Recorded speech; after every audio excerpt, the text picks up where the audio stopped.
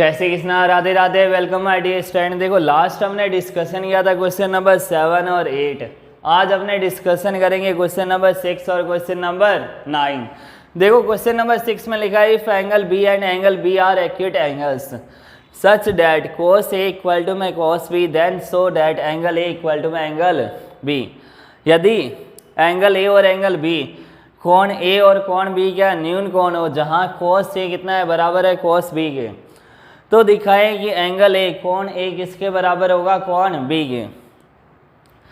पहले देखो question number 6। Question number 6 में अपने को प्रूव करना है, सीधे क्या करना है अपने को, एंगल A इक्वल टू में एंगल B।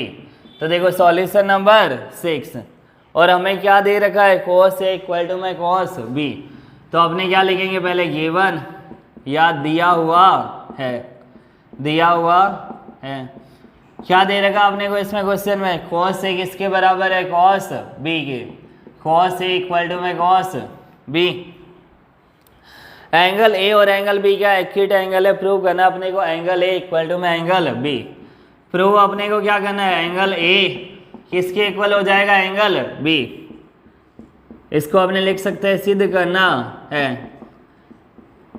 क्या सिद्ध करना अपने को, एंगल A कोण A किसके बराबर है कोण B के। तो देखो जब अपने डायग्राम बनाते हैं तो यहाँ देखो हमारे पास क्या हो गया, इधर A B और C। मैंने आपको कहा है कि यहाँ एंगल B 90 लाइन वाले लिखना है, A B C लिख सकते हो B, यहाँ कितना आ जाएगा B 90 डिग्री। अपने को सिद्ध करना है कि ये एंगल A और एंगल B क्या है दोनों बराबर है। अब देखो एंगल A और एंगल B बराबर करना है तो क्या अपने इसको 90 डिग्री लिख सकते हैं, नहीं लिख सकते, क्योंकि एंगल A और एंगल B तो अपने को सिद्ध करना है। तो देखो अपने यहाँ क्या लिख सकते हैं, C आ सकता है, यहाँ पॉसिबल है, तो यहाँ कितना आ जाएगा B, इतना हो गया। डायग्राम बनाने से पहले क्वेश्चन को अच्छे से समझ लेना है कि लास्ट क्वेश्चन अपने क्या चले थे, B 90 डिग्री बना रहे थे, लेकिन यहाँ B 90 डिग्री क्यों नहीं बन रहा है। इधर देखो हम अपने को बताना है कि ये एंगल A और एंगल B क्या होगा बराबर, सिद्ध करना है। अगर हमने B को 90 डिग्री दे दिया तो एंगल B और एंगल A भी कितना हो जाएगा 90, दोनों 99 180, तो तीसरा एंगल क्या आएगा अपने पास, क्योंकि तीनों एंगल का सम क्या होता है 180 डिग्री। तो इसके लिए यहाँ 90 अपने किसको देना है इस बार, एंगल C को। तो डायग्राम बनाते समय इस बात का अच्छे से ध्यान रख लेना। अब देखो अपने को सिद्ध करना है कोण A किसके बराबर है कोण B, angle A equal to में एंगल B। गिवन अपने को क्या दे रखा है cos A इक्वल टू में cos B। तो अब देखो अब अपने क्या करेंगे प्रूफ। अब अपने को जांच करनी है इसकी कि ये इक्वल है या नहीं है। तो देखो सबसे पहले अपने क्या लिखेंगे, एंगल C है 90 डिग्री 90 डिग्री, एंगल A और एंगल B। तो अपने को क्या दे रखा है cos A इक्वल टू में cos B दे रखा अपने को, cos A इक्वल टू में cos B। पंडित बद्री प्रसाद, तो देखो cos A कितना होता है पहले पंडित बद्री, तो B बेस आ जाएगा अपॉन में पंडित बद्री प्रसाद हर हर बोले, फिर हर हर बेस अपॉन में क्या आ जाएगा हाइपोटेनियस। अब देखो यहाँ ध्यान रखना cos A cos B के लिए दोनों के लिए बेस क्या हो जाएगा डिफरेंट होगा, सेम नहीं आएगा, ध्यान रख लेना। जब बात हो रही cos A की तो एंगल और A, यहाँ देखो यहाँ हमारे पास में cos A, तो cos A कहाँ आ जाएगा, इधर एंगल है हमारे पास यहाँ 90 डिग्री। मैंने बताया था जहाँ कोण दे रखा एंगल दे रखा और 90 डिग्री, इन दोनों के बीच में हमेशा क्या बनेगा बेस आधार। तो बेस क्या हो जाएगा AC परपेंडिकुलर ये और हाइपोटेनियस सेम रहेगा दोनों में, चाहे एंगल A हो चाहे cos A है या cos B है, यहाँ हाइपोटेनियस सेम रहेगा। चेंज क्या हो जाएगा बेस और परपेंडिकुलर। तो यहाँ बेस कितना अपने पास AC, तो यहाँ आपने कितना लिखेंगे AC, हाइपोटेनियस कितना अपना AB लिखा हमने AC अपॉन में AB। एज इट इज देखो cos B कितना आ जाएगा अपने पास, वही बेस अपॉन हाइपोटेनियस। लेकिन इस बार अपने किसकी बात करें, बेस क्या cos B, एंगल B की बात हो रही है। जब एंगल B की बात हो रही है तो देखो एंगल और 90 डिग्री, इन दोनों के बीच में क्या आ जाएगा अपने पास बेस, और यहाँ क्या हो जाएगा परपेंडिकुलर। इसका ध्यान रखना, गलती इसमें इस एक्सरसाइज 8.1 में होगी, प्रश्नावली 8.1 में तो इसी की गलती होगी कि हमें बेस आधार कहाँ लिखना है और परपेंडिकुलर लंब हमें कहाँ लिखना है। इन दोनों में गलती मत कर देना, जहाँ कोण 90 डिग्री दे रखा है उनके बीच में हमेशा क्या आएगा बेस आधार, और दूसरा क्या हो जाएगा इधर परपेंडिकुलर। हाइपोटेनियस अपनी जगह पर फिक्स रहेगा, वो कहीं भी चेंज नहीं होगा, कहीं नहीं बदलेगा उसमें। तो देखो इसमें कितना हो जाएगा बेस अपॉन हाइपोटेनस, लेकिन इस बार बेस कितना है बी सी और हाइपोटेनस कितना है अपने पास ए बी, लिखा हमने इधर। अब देखो जो हमें गिवन दे रखा है अपने को क्या दिया हुआ था कि cos ए cos बी बराबर है, तो क्या अपने A C upon A B और B C upon A B क्या कर सकते हैं बराबर पुट कर सकते हैं। तो देखो ए सी अपॉन में ए बी किसके इक्वल हो जाएगा B C upon A B के। आगे इधर जब डिवाइड में कोई नंबर आ जाए अपॉन में कोई नंबर आ जाए तो यहाँ ए बी से बी कट हो जाएगा। अगर आपको यहाँ समझ नहीं आ रहा है क्यों कट गया, तो ये जो डिवाइड में इधर आएगा तो मल्टीप्लाई में आ जाएगा, मल्टीप्लाई में तो ए बी से ए बी यहाँ कट हो जाएगा। अपने पास क्या आएगा ए सी इक्वल टू में बी सी। अब इधर देखो ए सी किसके इक्वल है बी सी के इक्वल है, दोनों साइड क्या है यहाँ इक्वल है अपने पास।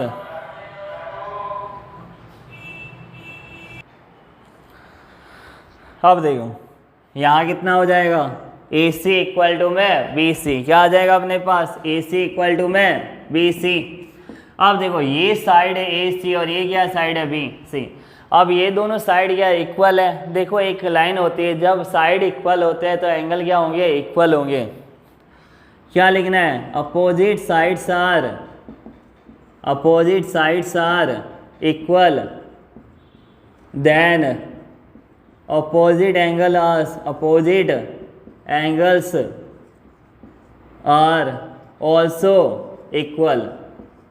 क्या लिखेंगे आपने भुजाएं बराबर होती है तो उनके सामने वाले कोण भी क्या होंगे बराबर होंगे। क्या लाइन लिखनी है हिंदी वालों में देखो इधर कि भुजाएं, इंग्लिश में क्या लिखना है opposite sides are equal then opposite angles are also equal.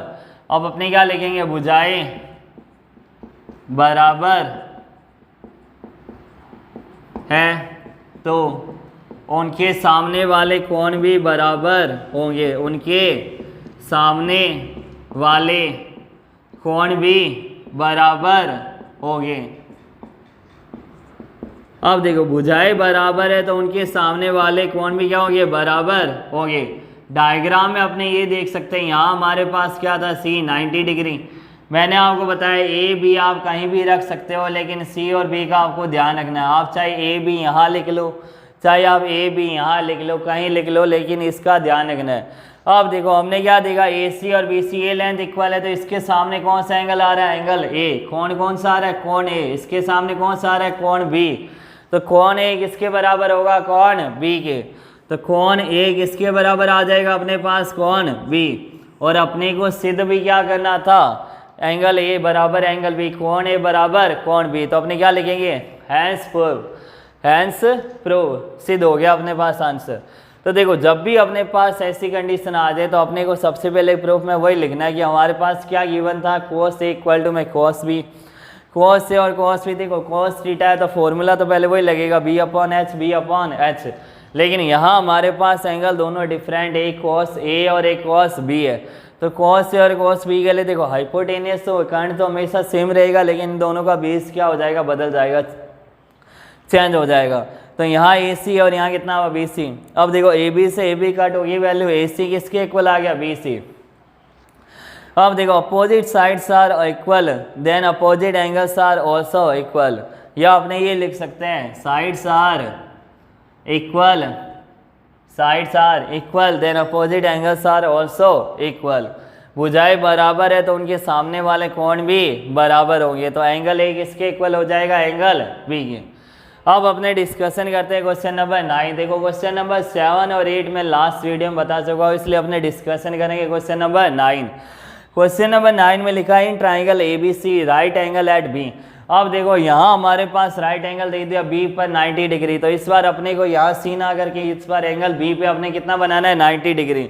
तो क्वेश्चन को अच्छे से समझ लेना, मैं बार बार एक ही बात बोला, अगर आपने डायग्राम ये ट्राइंगल सही से नहीं बनाया तो अपनी वैल्यू सारी रॉन्ग हो जाएंगी, क्योंकि अपना साइन ए कॉस बी साइन सी कोई भी हो वो डिपेंड कर रहा है अपना जो एंगल दे रहे अपने। और सबसे मेन है जो 90 डिग्री कि 90 डिग्री को अपने को अलग ही रखिए चलना है, क्योंकि अपने पास 90 जो आ गया उसके अलावा ये दोनों वैल्यू पूछेगा कि साइन ए बताओ साइन बी बताओ कॉस बी टेन ए टेन बी कुछ भी हो सकता है। तो यहाँ एंगल है राइट एंगल एट बी, तो बी पर अपने को 90 डिग्री का 90 डिग्री का कोण बनाना है। और आगे दे रखा है इफ tan a कितना है 1/√3। फाइंड द वैल्यू, अपने को ये दोनों वैल्यू फाइंड करना है। लिखा है त्रिभुज ABC में जिसका कोण B समकोण है। B कितना है 90 डिग्री का। समकोण का मतलब क्या होता है 90 डिग्री। राइट एंगल का मीन्स क्या होता है 90 डिग्री का कोण है। यदि tan A कितना है 1/√3, 1/√3, तो निम्नलिखित के मान याद कीजिए। अपने को फाइंड करना है sine A cos A sine C cos C sine A और साइन C। तो अपने को देखो मेनली 4 वैल्यू चाहिए इधर, sine A cos A sine C और cos C, ये चारों वैल्यू अपने को फाइंड करना है। तो देखो हमारे पास 2 वैल्यू है, पहले बेस परपेंडिकुलर हाइपोटेनस से। अगर तीसरी वैल्यू आ जाए तो उसके बाद sign cos tan cos sec cot अपने सारी वैल्यू फाइंड कर सकते हैं। बस वो अपने क्या चाहिए, पहले तो बेस परपेंडिकुलर हाइपोटेनस, ये तीनों अपने को वैल्यू चाहिए। अब देखो solution number 9।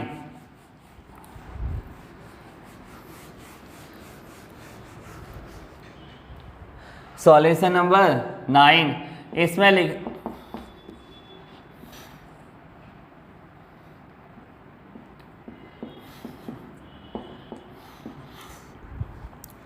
Right angle at B, तो हमने कोण किस बनाया 90 डिग्री बी पर।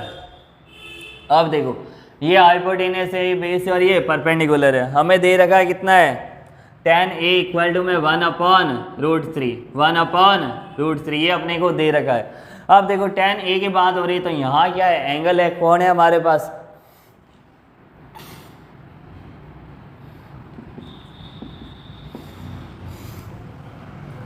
तो कोण और 90 डिग्री के बीच में क्या बनता है 20। दूसरा क्या हो जाएगा इधर परपेंडिकुलर, और जो सबसे बड़ी लेंथ होती है वो क्या होती है हाइपोटेनियस कर्ण। तो tan A किसके इक्वल है 1/√3 के। यहाँ tan A का फॉर्मूला क्या होता है पंडित बद्री प्रसाद P, हर हर बोले क्या हो जाएगा लंब बटे आधार, परपेंडिकुलर अपॉन में बेस। तो P हमारे पास कितना दे रखा है 1 और B हमारे पास कितना है √3।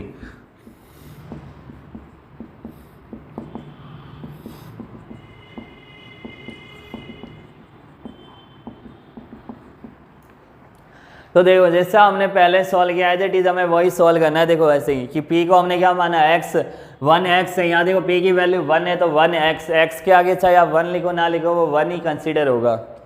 B इक्वल में कितना हो गया √3x, लेकिन 1 के अलावा कोई भी नंबर होता है वो अपने को लिखना जरूरी होता है। तो B इक्वल में कितना है √3x। अपने को फाइंड क्या करना है हाइपोटेनस AC। अगर AC की लेंथ हमने फाइंड कर ली तो साइन A cos ये सब अपने इजीली फाइंड कर सकते हैं। तो देखो पाइथागोरस थ्योरम क्या बोलती है कि AC का होल स्क्वायर किसके इक्वल होगा परपेंडिकुलर का होल स्क्वायर प्लस बेस का होल स्क्वायर, कर्ण स्क्वायर बराबर लंब स्क्वायर प्लस आधार स्क्वायर। तो AC का होल स्क्वायर BC का होल स्क्वायर अपने पास कितना है x का होल स्क्वायर प्लस AB हमारे पास कितना है √3 का x का होल स्क्वायर। यहाँ कितना आ जाएगा x square plus 3x square. 3 plus में 1 कितना आ जाएगा 4x स्क्वायर। यहाँ कितना आ जाएगा AC का होल स्क्वायर। अब दोनों साइड अपने स्क्वायर रूट लेंगे वर्क करेंगे तो देखो AC कितना आ जाएगा अपने पास में 2 × 2 और x × x। तो यहाँ से 2 बाहर आ जाएगा और यहाँ से अपने पास कितना आ जाएगा x। तो हाइपोटेनस जो कर्ण है हमारे पास वो कितना है 2x है। अब देखो हाइपोटेनस हमारे पास आ गया 2x।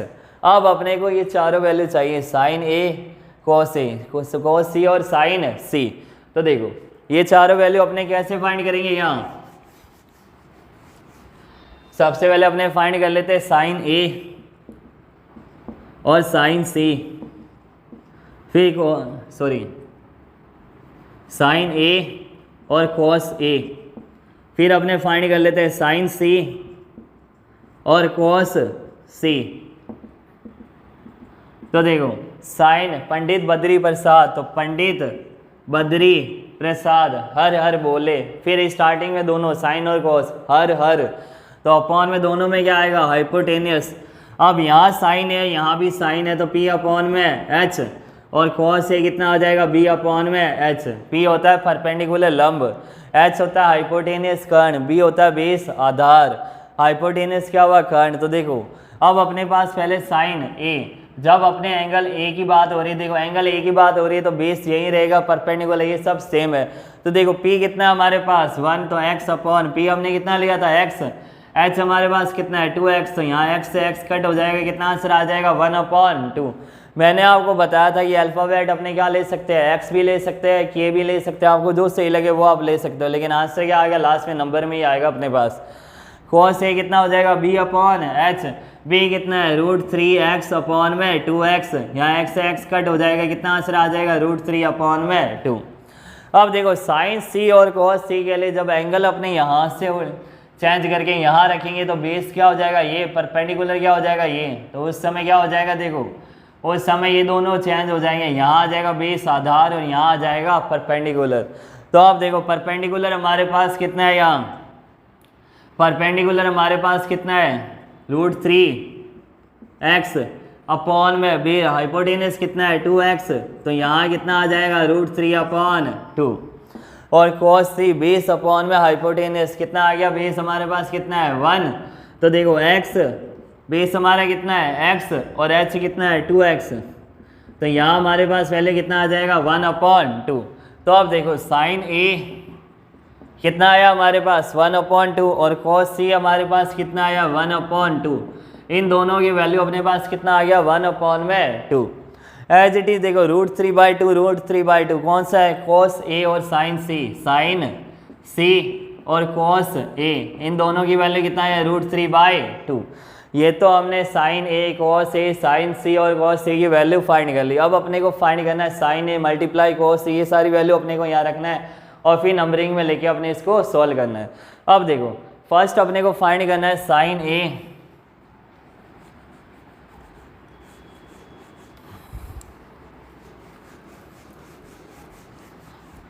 फर्स्ट अपने क्या फाइंड करना है sin a cos c plus cos a और sin c। तो देखो sin a कितना है 1/2 मल्टीप्लाई, अब इसके फर्स्ट का आंसर अपने घर है, पहले देखो हमने वो आंसर निकाल लिया, सारी वैल्यू आ गई हमारे पास। अब पहले क्या लिखा है sin a तो 1/2, cos c तो कितना है 1/2 प्लस cos a हमारे पास कितना है √3/2, sin c हमारे पास कितना है √3/2। अब देखो 1 की मल्टीप्लाई 1 से 1 बन जा 1, 2 की मल्टीप्लाई 2 से कितना हुआ 4, √3 की मल्टीप्लाई √3 से कितना हुआ 3 और 2 मल्टीप्लाई में 2 कितना आ गया अपने पास 4। अब इनका आपने क्या लेना है एलसीएम, तो देखो एलसीएम कितना आ जाएगा 4, एलसीएम आ जाएगा हमारे पास। अब 4 की टेबल में 4 1 टाइम्स 1 बन जा 1 प्लस 4 की टेबल में 4 1 टाइम्स 1 3 जा 3, तो कितना आ जाएगा 4/4, 4 की टेबल में ये कितने टाइम चला जाएगा 1 टाइम्स, तो हमारे पास फर्स्ट का आंसर कितना आ जाएगा 1। देखो अपने पास sin a, sin c, cos a, cos c इन चारों की वैल्यू आ रखी है, अपने को एज इट इज इसमें पुट करना और लास्ट में अपने पास आंसर आ जाएगा, कितना आंसर है अपने पास 1। अब एज इट इज अपने को सेकंड में ये सारी वैल्यू पुट करनी है। देखो सेकंड हमारे पास क्या है cos a, cos c, sin a और sin c, क्या दे रखा है इसी का सेकंड पार्ट cos a और cos c minus sin a और sin c लिखा है इधर। cos a हमारे पास कितना आया √3/2, cos c हमारे पास कितना आया 1/2 माइनस sin a कितना आया 1/2 और sin c हमारे पास कितना आया √3/2।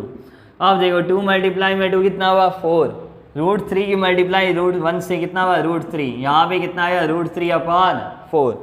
अब इन दोनों का अपने क्या करेंगे एलसीएम ले लेंगे, तो एलसीएम कितना आ जाएगा अपने पास 4 की टेबल में 4 1 टाइम्स 1 की मल्टीप्लाई किससे करना है √3 से, माइनस 4 की टेबल में 4 1 टाइम्स 1 की मल्टीप्लाई किससे करना है √3 से। अब देखो दोनों सेम नंबर है, प्लस माइनस से कट हो जाएगा, कितना आ जाएगा 0/4, तो कितना आंसर आया 0। तो सेकंड का आंसर अपने पास कितना आ जाएगा 0 और फर्स्ट का आंसर अपने पास कितना आया 1। तो ये हो गया अपने सॉल्यूशन नंबर 9 का आंसर 1 और 0। तो देखो क्वेश्चन में हमारे पास एक तो 6 नंबर था, अपने को प्रूव करना था, सिद्ध करना था कि एंगल ए बराबर है किसके एंगल बी, कौन है कौन भी इक्वल है। देखो जब अपने को इक्वल प्रूव करना था, इक्वल प्रूव करने के लिए हमने क्या बताया कि जब opposite sides are equal then opposite angles are also equal. जब सामने वाले भुजाई बराबर है तो सामने वाले कोण भी क्या होंगे बराबर होंगे। एज इट इज 9 में अपने को दे रखा था राइट एंगल समकोण पर 90 डिग्री का कोण किस पे बन रहा है बी पर, हमारे पास दूसरे कौन थे, ए और सी एंगल था, वो अपने को पहले फाइंड करना था, sine A, sign C, cos A और कॉस सी। लेकिन उसके लिए अपने को तीनों वैल्यू चाहिए, बेस, परपेंडिकुलर और हाइपोटेनियस। यहाँ हमारे पास क्या था, परपेंडिकुलर अपॉन बेस, लंब बटे आधार था, हाइपोटेनियस नहीं था। तो सबसे पहले हमने क्या फाइंड किया, हाइपोटेनियस। हाइपोटेनियस आने के बाद क्या किया हमने, बेस, परपेंडिकुलर, हाइपोटेनियस। फिर जो मैंने आपको फॉर्मूले बताए थे, पंडित बद्री प्रसाद हर बोले, sine cos tan cosec sec और कोट थीटा। तो बस वही फॉर्मूला, वहाँ से हमने क्या किया, साइन ए कॉस सी और साइन सी और कॉस ए की वैल्यू हमने फाइंड की। अब जो भी वैल्यू आई अपने एज इट इज, जैसे क्वेश्चन में दे रखा था sine A multiply cos C plus cos A multiply sine C, हमने ये सारी वैल्यू कहाँ पुट कर दी, इसमें क्वेश्चन में। तो हमारे पास लास्ट में फर्स्ट का आंसर कितना आया 1 और सेकंड का आंसर कितना आया 0। देखो जितने भी आपने ये करे एक्सरसाइज 8 में आपने 1 2 3 एक्सरसाइज करेंगे तो आपको सबसे पहले ये फॉर्मूले अच्छे से कवर होने चाहिए। फॉर्मूले अगर आपके कवर हो गए तभी आप आगे सॉल्व कर पाओगे, नहीं तो आप सॉल्व नहीं कर पाओगे, भाई रुक जाओगे। अगर आपको साइन ए का फॉर्मूला नहीं आता तो आप आगे वैल्यू फाइंड यहाँ तक पहुँचोगे नहीं, क्योंकि साइन ए का फॉर्मूला ही आपको पता नहीं, या आपने गलत कर दिया तो वहीं से आपकी गलत होना स्टार्ट हो जाएगा, पूरा आंसर वहाँ से गलत ही चलेगा। तो अपने को पहले इसके लिए फॉर्मूले अच्छे से आने चाहिए, वो मैं आपको पहले भी बता चुका हूँ कि मैंने इंट्रोडक्शन में जितने फॉर्मूले आ रहे चैप्टर 8 में वो मैं सारे समझा चुका हूँ। जो भी फॉर्मूला है उसको पहले अच्छे से समझ लेना, लर्न कर लेना, उसके बाद अगर आप करोगे तब आपके आंसर राइट आएगा बिल्कुल। तो स्टूडेंट अगर आपको मेरी वीडियो पसंद आई तो लाइक शेयर एंड सब्सक्राइब जरूर कीजिए। Thank you so much, best of luck.